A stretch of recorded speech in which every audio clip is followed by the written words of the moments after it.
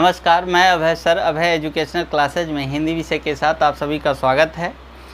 इससे पहले जो हम लोग पढ़ रहे थे वो वर्ड विचार पढ़ रहे थे। तो वर्ड विचार में जो हमारा टॉपिक चल रहा था वो क्या था? वर्णमाला। वर्णमाला में हमने पूरा कंप्लीट कर लिया है लगभग। क्या क्या हमने वर्णमाला में पढ़ा है? जैसे स्वर हो गया, व्यंजन हो गया, अयोगवाह हो गया और उसकी कुछ प्रमुख शब्दावलियाँ थी, जैसे अल्प प्राण हो गया, महाप्राण हो गया, सघोष हो गया, अघोष हो गया। इन सभी चीज़ों पे हम लोगों ने चर्चा किया था। तो आज लगभग हमारा वर्णमाला ख़त्म हो चुका है, लेकिन एक चीज़ छूट गया था। उसमें क्या है कि हिंदी वर्णमाला के वर्णों का उच्चारण स्थान, यानी आपका यहाँ से भी क्वेश्चन आता है। क्या आता है कि किस वर्ण का उच्चारण स्थान कहाँ पे है। कोई यदि आपसे पूछ ले कि क का उच्चारण स्थान कहाँ है तो आप क्या जवाब देंगे? तो वही सब चर्चा करेंगे हम लोग कि कहाँ से कौन सा वर्ड बोला जाता है। यदि आपसे कोई पूछेगा कि क का उच्चारण स्थान कहाँ है तो कंठ है। आपको से पूछेगा कोई च का उच्चारण स्थान कहाँ है तो क्या होगा? ये तालव्य होगा। ठीक है, वो कैसे होगा आइए हम लोग चर्चा करते हैं। और स्वरों का उच्चारण स्थान कहाँ होगा, व्यंजनों का उच्चारण स्थान कहाँ है, इन एक एक वर्ण का हम उच्चारण स्थान देखेंगे कि कहाँ से बोला जाता है। ठीक है, देखिएगा हमारे कुछ मुख अवयव हैं जो मुखांग हैं। क्या है? जो मुखांग हैं। मुखांग की बात यानी मुख के कुछ अंग हैं उच्चारण स्थान के। जैसे देखिए पहला जो क्या है वो है कंठ। क्या है? कंठ। उस दूसरा क्या है? तालव्य है। तीसरा क्या है हमारा? मूर्धा है। चौथा क्या है हमारा? दंत है। और पांचवा क्या है हमारा? ओष्ठ है। ये जो पांच हैं, 1 2 3 4 और 5, यही पांचों क्या कहलाते हैं? मुखांग कहलाते हैं। ठीक है, क्या कहलाते हैं? मुखांग है।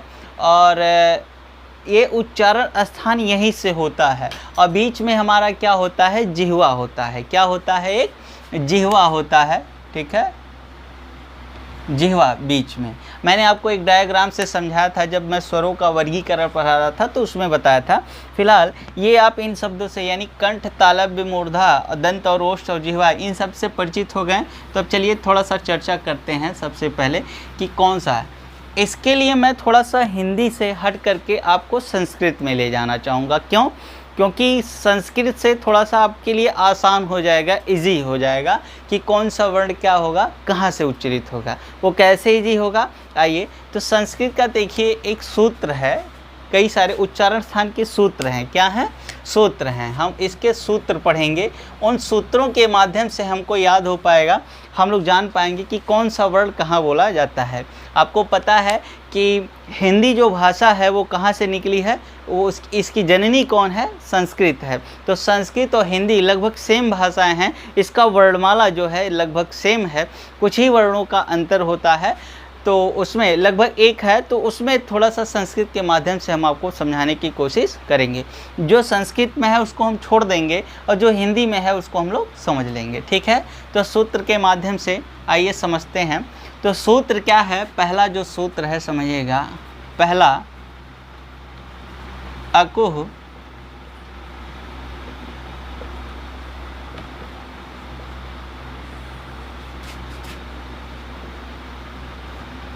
अकुह विसर्जनीय नाम कंठ है। देखिएगा ये पहला सूत्र होता है, समझिएगा। इसको आप लोग रट्टा कर लीजिएगा कि अकुह विसर्जनीय नाम कंठ है, अकुह विसर्जनीय नाम कंठ है, अकुह विसर्जनीय नाम कंठ है। यहाँ देखिए कंठ है मतलब आप समझ गए। कंठ का मतलब होता है गला, यानी सबसे पहले, यानी जब हवा, यानी हम जब कोई चीज़ उच्चारण करते हैं तो फेफड़े से सबसे पहले हवा कहाँ आती है? कंठ पे आती है। कहाँ आती है? यहाँ कंठ पे आती है। ठीक है, तो सबसे पहला हम उच्चारण स्थान कहाँ ले रहे हैं? यानी कंठ, यानी गले, यानी कंठ से निकलने वाली ध्वनियाँ, उच्चारित होने वाली ध्वनियाँ कौन कौन से या वर्ण कौन कौन से, ये हम देखते हैं। तो अकुह विसर्जनीय नाम कंठ है। ठीक है, देखते हैं थोड़ा। इसमें देखिए ये जो अ है, पहला वर्ड क्या है? अ। अ का मतलब आप देखिएगा अ और आ दोनों हो जाएगा, यानी अ और आ, अ और आ। कु का मतलब देखिएगा क्या होता है, क वर्ग। कु का मतलब क्या हो जाएगा, कु का मतलब क्या हो जाएगा, क वर्ग, क वर्ग। ये देखिएगा संस्कृत में या हिंदी में क वर्ग जैसे क च ट त प कहते हैं, या कु चू टू तू पू कहा जाता है। मैंने वर्गीय व्यंजन आपको पढ़ाया है, तो उसमें 5 वर्ग थे। एक तो क वर्ग था, फिर च वर्ग था, फिर क्या था, ट वर्ग, फिर उसके बाद त वर्ग था, उसके बाद प वर्ग था। इसी को देखिए कु चू टू तू पू भी कहा जाता है। क वर्ग को क्या कहा जाता है, कु चू टू तू और पू भी कहा जाता है। क्लियर, समझ पा रहे हैं आप लोग। कु का मतलब यानी क वर्ग हो जाएगा। कु का मतलब क्या हो जाएगा, क वर्ग। और चू का मतलब क्या हो जाएगा, च वर्ग। और टू का मतलब क्या हो जाएगा, ट वर्ग। और तू का मतलब क्या हो जाएगा, त वर्ग हो जाएगा। और पू का मतलब क्या हो जाएगा, प वर्ग। अब वर्ग से मतलब आप समझ पा रहे हैं, क वर्ग का मतलब क्या हो गया, यानी क वर्ग में आने वाले जितने वर्ण हैं वो सभी, यानी क वर्ग में कौन कौन से, यानी कु का मतलब आप देखिएगा यहाँ पर, यहाँ कु है, कु का मतलब क्या होगा, क वर्ग। और क वर्ग में कौन कौन से वर्ण आते हैं, एक तो क आता है, फिर क्या आता है, ख आता है, फिर ग आता है, उसके बाद घ आता है, उसके बाद न आता है। ठीक है, ऐसे मतलब अ और बड़ा आ दोनों हो जाएंगे, यानी छोटा और बड़ा दोनों हो जाएंगे अ का मतलब। ठीक है, और कु का मतलब क वर्ग, यानी क ख ग घ न, यानी क की पूरी लाइन हो जाएगी क वर्ग। और है देखिए है, तो मतलब इसके अलावा भी और कौन सा वर्ण होगा, है। उसके बाद विसर्जनीय नाम। यहाँ विसर्ज का मतलब क्या होता है, विसर्ग। विसर्ग का मतलब क्या होता है, विसर्ग की बात हम कर रहे हैं। विसर्ग हमारा ये होता है अह, इसको डिनोट ऐसे करते हैं, प्रेजेंट करते हैं। तो आपका एक वर्ण और कौन हो जाएगा, अह। यानी अब देखिएगा और कोई है नहीं। अकुह विसर्जनीय नाम कंठ, यानी कंठ से बोले जाने वाले जो वर्ण हैं वो कौन कौन से हैं, एक तो अ है, आ है, क वर्ग है, और है और अह है। यानी एक तो विसर्ग है, दूसरा उसमें व्यंजन का कौन सा है, और क वर्ग है, और ये दोनों अ हैं। ठीक है यानी अकुह विसर्जनीय नाम कंठ है, अकुह विसर्जनीय कंठ है। तो मेरे यानी अ का मतलब दोनों, अकु का मतलब क वर्ग, और है का मतलब है ही, और विसर्जनीय नाम का मतलब क्या हो गया, विसर्ग से हो गया। यानी इतने वर्ण कहाँ से बोले जाएंगे, कंठ से बोले जाएंगे। ठीक है, आपके लिए आसान। यदि ये आपको सूत्र याद हो गया तो आपसे कोई भी पूछेगा तो आप तुरंत बता पाएंगे कि इन वर्णों का उच्चारण स्थान कहाँ है। क्लियर, अब कोई भी पूछेगा कि कंठ से बोले जाने वाले, पूछ ले आपसे कि कोई बताओ कंठ से बोले जाने वाले सभी वर्णों का उच्चारण स्थान बताओ, तो अकुह विसर्जनीय नाम कंठ है। आप तुरंत बताएंगे अकुह विसर्जनीय नाम कंठ है, जैसे ही उसमें सारे वर्ण आ गए। कैसे आ गए, अ का मतलब दोनों आ हो गया, कु का मतलब क वर्ग हो गया, और है ही उसमें, और विसर्जनीय नाम विसर्ज का मतलब क्या हो गया, विसर्ग से हो गया। क्लियर, और यहाँ क्या दिया है, कंठ है। ठीक है, ये पहला हो गया। चलिए आइए दूसरा हमारा देखिएगा क्या होता है, ईचू। मेरे ख्याल से आप लोग समझ पा रहे होंगे। ई का मतलब क्या हो, जैसे अ का मतलब बड़ा आ और छोटा आ, वैसे ही ईचू है। और यसा नाम, ईचू यसा नाम, ये सब एक ही में रहेगा। ईचू यसा नाम तालव्य है, समझिएगा। ई का मतलब अभी मैंने क्या बताया, छोटी ई और बड़ी ई हो जाएगा। चू का मतलब च वर्ग हो जाएगा। च वर्ग मतलब क्या हो जाएगा, च छ ज झ और य। क्लियर, आप समझ पा रहे हैं। उसके बाद कौन सा है, य श, यानी यह भी है, और ये तालव्य स। इसको तालव्य यानी हम लोग जो पढ़े हैं वो क्या पढ़ाया जाता था, बड़का स पढ़ाया जाता था।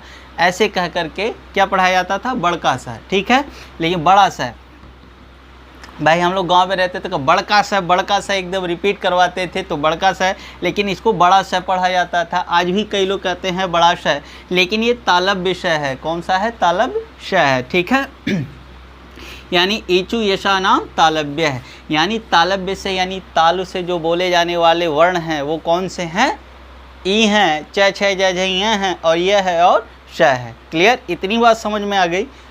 तालव्य से बोले जाते हैं। तालव्य कौन सा होता है, एक मिनट मैं थोड़ा पानी पी लेता हूँ।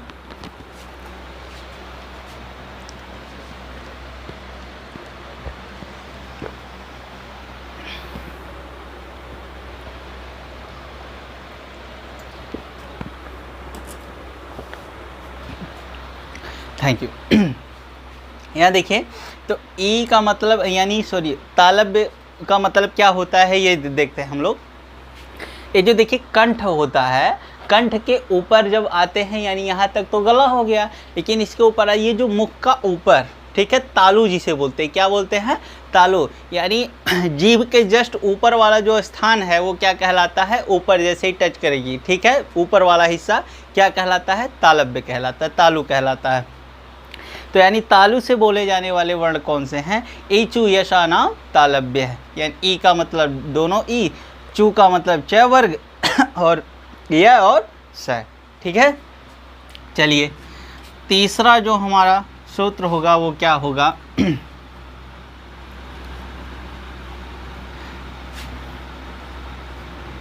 ऋतु रसाणाम, ऋतु रसाणाम मूर्धा, या मूर्धा, ऋतु रसाणाम मूर्धा, ठीक है, समझिएगा। री का मतलब क्या होता है, देखिए अब यहाँ पर समझिए, री का मतलब यहाँ संस्कृत में जो होता है एक री और होता है, उसमें दीर्घ और री, ये री और दीर्घ री भी होता है संस्कृत में, ठीक है। लेकिन हम संस्कृत नहीं पढ़ रहे हैं, हिंदी पढ़ रहे हैं, और हिंदी में केवल एक ही री होता है, वो हमारा री कौन सा है, यही होता है। तो इसलिए री का मतलब क्या हो जाएगा, री ही होगा, यानी री कहाँ से बोला जाएगा, मूर्धा से बोला जाएगा, उसका उच्चारण स्थान कहाँ होगा, मूर्धा होगा। उसके बाद टू है, टू का मतलब क्या हो जाएगा, ट वर्ग हो जाएगा। ट वर्ग मतलब ट, ठ, ड, ढ और ण, ठीक है। उसके बाद क्या है, र है, क्या है, र है, उसके बाद ये श है, उसके बाद ये क्या है, स है। यहाँ देखिए राम का मतलब यहाँ नाम होना चाहिए, राम, लेकिन देखिए मूर्धा का उच्चारण स्थान क्या है, इनका उच्चारण स्थान मूर्धा है, तो राम का नाम की जगह नाम चूंकि दंत हो जाता, इसलिए नाम ना लिख करके क्या लिख दिए हैं, राम। चाहे ड यहाँ से ले लीजिए या ड ट वर्ग से ले लीजिए, बात एक ही है, क्लियर। यानी आपके मूर्धा से बोले जाने वाले वर्ण कौन कौन से हैं, री है, ट है, ठ है, ड है, ड है और ड़ है और र है और श। इसी को देखिए मूर्धन्य स कहा जाता है। इसीलिए क्यों कहा जाता है, क्योंकि इसका उच्चारण स्थान कहाँ है, मूर्धा है, कहाँ है, मूर्धा है। मेरे ख्याल से आप लोगों को समझ में आ रहा है। चलिए, तो यानी ऋतु रसाणाम मूर्धा, ऋतु रसाणाम मूर्धा, ऋतु रसाणाम मूर्धा। इसको जितनी बार आप रट्टा मारेंगे, जितनी बार आप इसको अभ्यास करेंगे, उतना ही आपको कंठस्थ होता जाएगा, याद होता जाएगा, ठीक है। बहुत ही आसान है, बस फ़र्क इतना है कि आपको इसको बार बार दोहराना है, बार बार अभ्यास करना है, और ये बिल्कुल याद हो जाएगा आसान। पहले थोड़ा सा कठिन लगेगा, लेकिन जैसे जैसे आपकी आदत बनती जाएगी आप देख पाएंगे कि बहुत ही आसान। यानी पहला क्या है, अकुह विसर्जनीय नाम कंठ है, अकुह विसर्जनीय नाम कंठ है। ईचु यशा नाम तालब्य है, ईचु यशा नाम तालब्य है। और तीसरा है ऋतु रसाणाम मूर्धा, ऋतु रसाणाम मूर्धा। चलिए इसको मिटाते हैं, अगले सूत्र पे चर्चा करते हैं। आप लोगों को मेरे ख्याल से समझ में आ रहा होगा।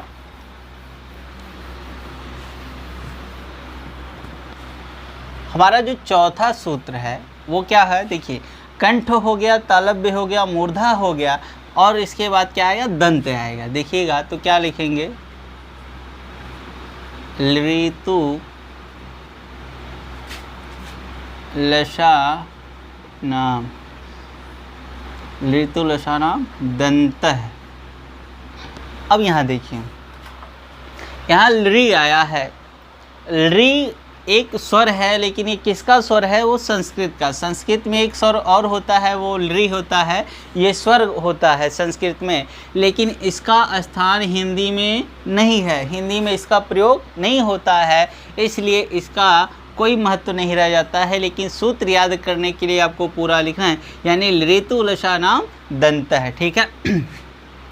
इसको छोड़ेंगे, क्यों छोड़ेंगे, री, क्योंकि हिंदी में री नहीं होता है, तो ये कट हो जाएगा। आपका तू का मतलब होता है तय वर्ग, और तय वर्ग का मतलब तय क्या हो जाएगा, तय हो जाएगा, थ हो जाएगा, द हो जाएगा, ध हो जाएगा, और न हो जाएगा। उसके बाद क्या है, ल है, क्या है, ल। उसके बाद क्या है, दंत स है, यानी इसे जो छोटा स कहा जाता है असल में वो क्या है, दंत स है। क्या है, दंत स। यानी इतने नाम वाले वर्ण जो हैं, यानी ऋतु लसा नाम वाले वर्ण, यानी त थ द ध न ल श, ये नाम वाले वर्ण कहाँ से बोले जाएंगे, कहाँ से उच्चरित होंगे, दंत से होंगे। ये यानी मतलब देखिएगा कहाँ से, दंत से, यानी दांत से। ठीक है, इसको बोलने में क्लियर। आप लोग इसको चेक कर लीजिए बोल करके देखिएगा। पहला हमारा क्या है, अकुह विसर्जनीय नाम कंठ है। क्या है, अकुह विसर्जनीय नाम कंठ है। आप उनमें से किसी भी वर्ण का उच्चारण बोल कर देखिएगा, कंठ से निकलेगा। चलिए बोलिएगा, बोलिए आप देख पा रहे हैं कहाँ से निकला, आ, आप देख पा रहे हैं ना, गले से एकदम आवाज। फिर क, ख, ग, घ, ng, अंगा नहीं होता है, उसको क्या शुद्ध उच्चारण जो होता है वो क्या होता है, ng होता है। ठीक है, क्या होता है, ng। ठीक है, उसके बाद अकुह विसर्जन। और देखिए ह का भी उच्चारण करिए, ह गले से ही आ रही है। उसके बाद आप बोलिए विसर्ग का है का ऑलरेडी है ही। तो यानी आप देख पा रहे हैं, यानी जो कंठ वाले वर्ण हैं जितने, उनका उच्चारण हम कर रहे हैं तो एक्चुअल में यानी रियलिटी में कहाँ से निकल रहे हैं, वो कंठ से ही निकल रहे हैं, गले से। इसलिए उनका उच्चारण स्थान कहाँ हो जाएगा, कंठ हो जाएगा, गला। दूसरा हमारा क्या था, तालव्य वाला था। तो उसमें क्या था कि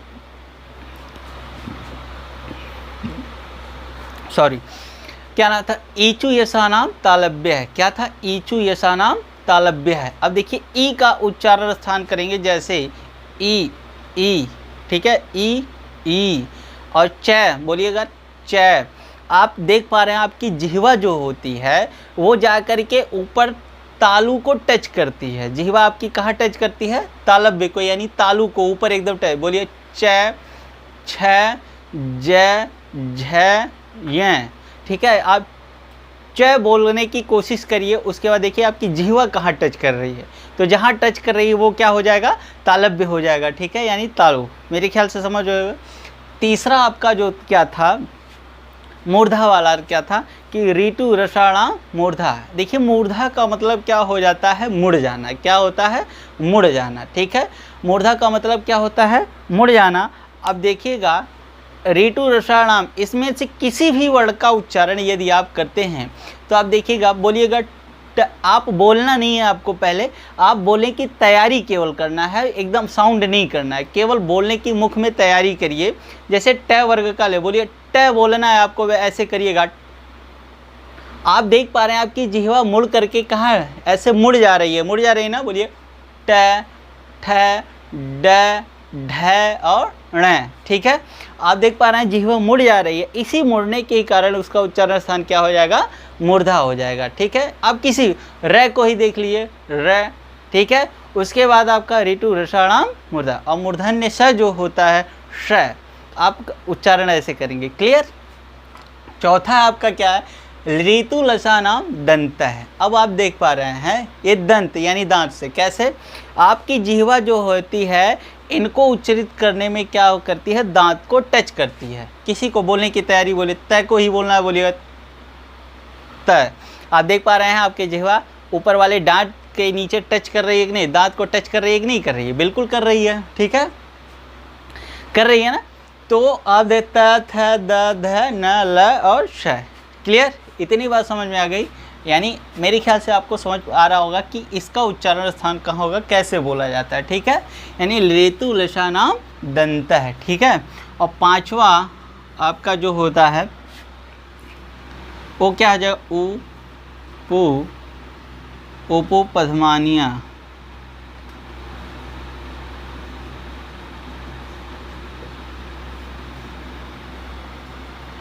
उपु पधमानिया नाम ओष्ठ है। उपु पधमानिया नाम ओष्ठ है। ठीक है, उपु पधमानिया नाम ओष्ठ है। देखिएगा ऊ का मतलब आप जान ही रहे हैं, जब ऊ वर्ण आ गया तो मतलब दोनों ऊ की बात करेगा।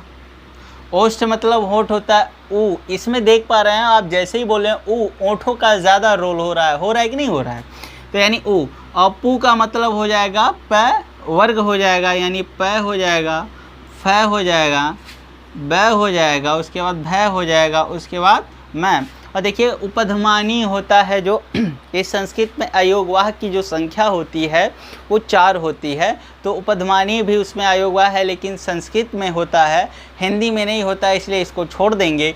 केवल यानी उ और पु का मतलब रखेंगे, यानी उपु पधमानिया नाम ओष्ठ है, यानी ओष्ठ से बोले जाने वाले कौन से वर्ण हैं? उ है, उ है, प से लेकर के म तक, यानी प वर्ग है। क्लियर?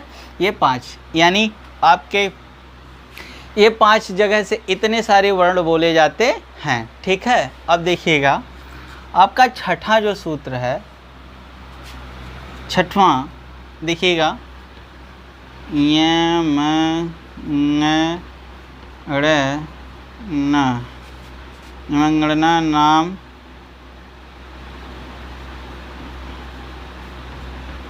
नासिका, नासिका च। अब देखिएगा, इसको समझिएगा, यहाँ यमंगणना नाम नासिका च। अब देखिए नासिका मतलब क्या होता है? नाक। संस्कृत में नासिका का मतलब क्या होता है? नाक। च मतलब क्या होता है? और। च का मतलब क्या होता है? और। ठीक है, और यमंगणना नाम, देखिए यमंगणना नाम यानी ये देखिए य की बात कर रहा है, यानी य की बात कर रहा है, मैं की बात कर रहा है, ng की बात कर रहा है, और ड़ की बात कर रहा है, और न की बात। यानी आप देख पा रहे हैं वर्गीय व्यंजनों का पंचमा अक्षर है ये, पांचवा हर वर्ग का। जैसे देखिए क ख ग घ ng आएगा, पांचवा अक्षर, पांचवा लास्ट वाला। उसके बाद च छ ज झ य आएगा, फिर ट ठ ड ढ ण आएगा, फिर त थ द ध न आएगा, फिर प फ ब भ म। यानी वर्गीय व्यंजनों का जो पांचवा अक्षर है उसका उच्चारण क्या है? नाक से होता है। क्या होता है? बोलिएगा, य, ठीक है, म, न, ण, न, म। ठीक है, आप इनमें से कुछ किसी को भी बोलेंगे तो आप ना, लेकिन ये कह रहा नासिका च मतलब और। नाक से तो बोले जाते हैं, लेकिन और कहाँ से बोले जाते हैं? ये अपने वर्ग के स्थान में जहाँ होंगे वहाँ से भी बोले जाते हैं। जैसे अब देखिएगा, इसमें आया है पु, पु का मतलब प वर्ग, यानी मैं कहाँ से बोला जा रहा है? ओष्ठ से बोला जा रहा है। कहाँ से? ओष्ठ से, यानी ओठ से तो बोला ही जा रहा है, लेकिन और कहाँ से बोला जाएगा? नाक से भी। यहाँ देखिए यमंगणना नाम नासिका च, यानी अपने वर्ग के अर्थ, यानी नाक से तो 100% पाँचों निकलेंगे, लेकिन ये पाँचों अपने वर्ग के स्थान वाले जगह से भी उच्चरित होंगे। और का मतलब ये केवल नाक से नहीं, उस जगह से भी उच्चरित होंगे। ठीक है, यानी इनका उच्चारण स्थान कौन सा होगा? 2 होगा, एक तो नाक होगा और दूसरा क्या होगा? ये अपने वर्ग में जहाँ उच्चारण स्थान होगा वहाँ से होगा। क्लियर? इतनी बात समझ गए होंगे। चलिए इसको मिटाते हैं, अगला सूत्र पे आते हैं हम। आपको मेरे ख्याल से समझ में आ रहा होगा इन सब का उच्चारण स्थान कहाँ है। अब देखिएगा, अब अको विसर्जनीय नाम कंठ है। ठीक है, यानी अ का हो गया ईचु ऐसा नाम तालव्य, ई का हो गया यानी अ आ ई, और उपपधमानिया नाम छोटा ऊ और बड़ा ऊ, इसमें आ गया,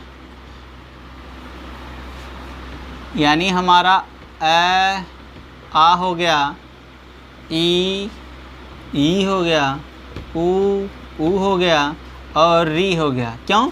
अको विसर्जनीय नाम कंठ, अ का उच्चारण स्थान कंठ हो गया, ईचु ऐसा नाम तालव्य, इसका उच्चारण स्थान तालव्य होगा, ऊ का उपपधमानिया नाम ओष्ठ है, यानी ओष्ठ हो गया, ऋतु रसा नाम मूर्धा है, री का उच्चारण स्थान कहाँ हो गया? मूर्धा हो गया। ठीक है, इन स्वरों की बात तो कर लीजिए। बचा कौन है? ए बचा है, आई बचा है, ओ बचा है और औ बचा है। क्लियर? इनकी बात देखिए करते हैं। विसर्ग हो गया है, अनुस्वार बचा है। ठीक है, अब देखिए इन दोनों की बात करते हैं। तो इसका एक सूत्र है, 7वां नंबर था शायद, देख लीजिएगा, नंबरिंग छूट गई। इसको ए दे तो कंठ तालु है। अब देखिएगा इनका जो उच्चारण स्थान है, यानी ए दे तो कंठ तालु है, ए दे तो, ए का मतलब हो जाएगा यानी ए के दोनों, ए और ऐ, इनका उच्चारण स्थान कहाँ होगा? कंठ और तालव्य से होगा। क्यों होगा समझिएगा, कंठ और तालव्य से क्यों होगा इसको, क्योंकि ए किससे मिलकर के बना है? अ प्लस ई बराबर क्या है? ए। अ प्लस ई बराबर क्या है? ए। अ का उच्चारण स्थान कंठ है, ई का उच्चारण स्थान तालव्य है, तो ए का उच्चारण स्थान इन दोनों को मिलकर के जब बना है तो इसका उच्चारण स्थान कहाँ होगा? तालव्य होगा। कहाँ होगा? तालव्य होगा। ठीक है, इतनी बात समझ में आ गई। और ये किससे मिलकर के बना है? अ प्लस ए से मिलकर के बना है अ। अब देखिएगा इसका भी कंठ तालु है और इसका कंठ है ही, तो इसका भी कंठ तालु ही होगा। क्लियर? इतनी बात समझ में आ गई कि क्यों कंठ तालु होगा, समझ में आ गया। चलिए, यानी ए देतोह कंठ तालु है, ए देतोह कंठ तालु है। क्लियर? ये साथ तो हमारा यानी ए की भी बात हो गई, इधर हो गई, इधर इधर इधर। अब बचा कौन? ओ का। आइए ओ का देख लेते हैं, सूत्र क्या होता है।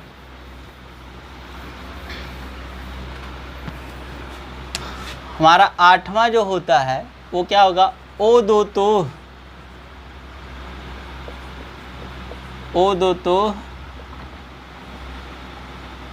कंठोष्ठम, कंठोष्ठ।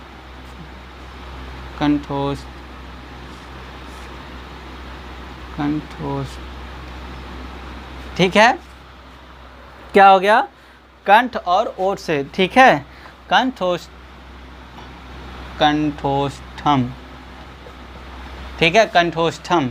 ठीक है, अब यहाँ देखिएगा ओ दो तो कंठोष्ठम, इसका कहने का मतलब क्या होगा? देखिएगा ओ का मतलब क्या हो जाएगा? ओ और औ हो जाएगा, और कंठ यानी कंठ और प्लस क्या है? ओष्ठ है, ओष्ठ।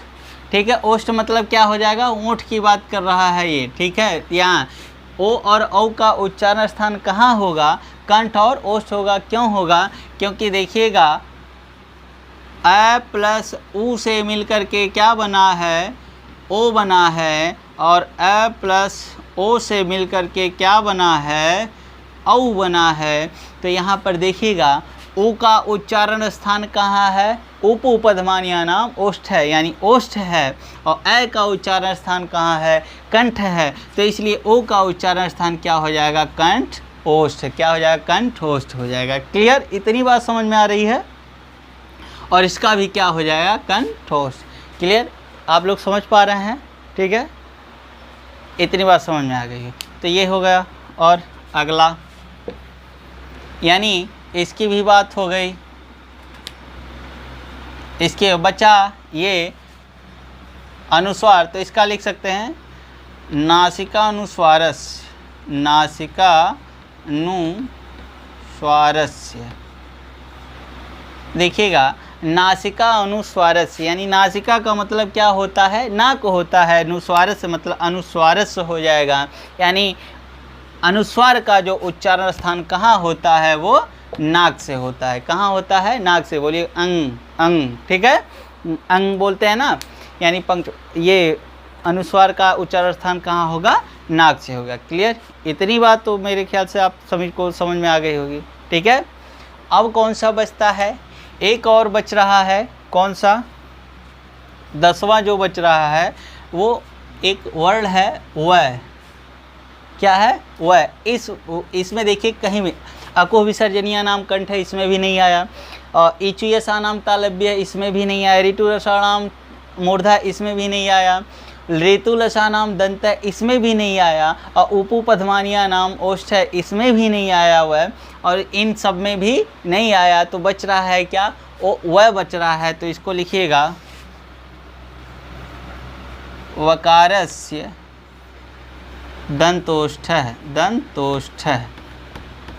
देखिएगा वकारस्य यानी वह जो बोला जाएगा वो कहाँ से बोला जाएगा? दंत और ओष्ठ से बोला जाएगा। ये यूपी टेट में भी आया क्वेश्चन है, टीजीटी में भी आया क्वेश्चन है, ये लगभग मोस्टली पूछ लिया जाता है उच्चारण में। वह का कि उच्चारण स्थान कहाँ है? तो दंत प्लस ओष्ठ है। वह का उच्चारण कहाँ है? दंत प्लस ओष्ठ यानी दंत और ओष्ठ से दोनों से बोला जाता है। ठीक है, ये आपके हो गए यानी हिंदी वर्णमाला के वर्णों का उच्चारण स्थान। मेरे ख्याल से अब सारे वर्ड कंप्लीट हो गए होंगे, एक भी अब नहीं बच रहा है। क्लियर, यानी सभी स्वरों की बात हो गई, सभी व्यंजनों की बात हो गई, अयोगवाह की बात हो गई, इन सब की बात हो गई। क्लियर, ये रहे हिंदी वर्णमाला के वर्णों के उच्चारण स्थान। यदि आपको उच्चारण स्थान याद रखना है तो आपको क्या करना पड़ेगा, सबसे पहले क्या करना पड़ेगा, इनको याद करना पड़ेगा जो सूत्र हैं। ठीक है, संस्कृत के। तो पहले आप एक बार मेरे साथ बोलिएगा।